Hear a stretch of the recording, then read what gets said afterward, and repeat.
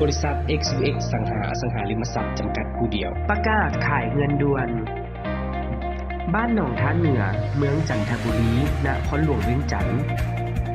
เริ่มจากถนนหนองท่าเหนือ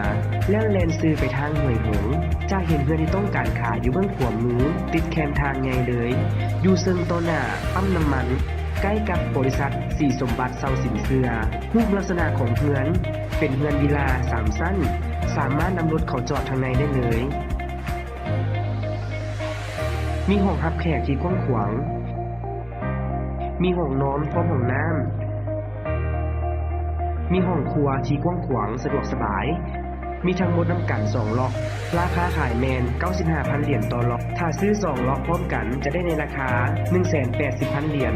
ราคาสามารถต่อรองกันได้สนใจติดต่อสอบถามได้ที่เบอร์020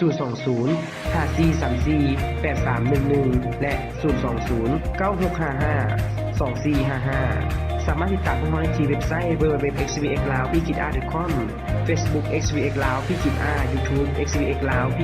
อีเมล info@gmail.com ขอขอบใจ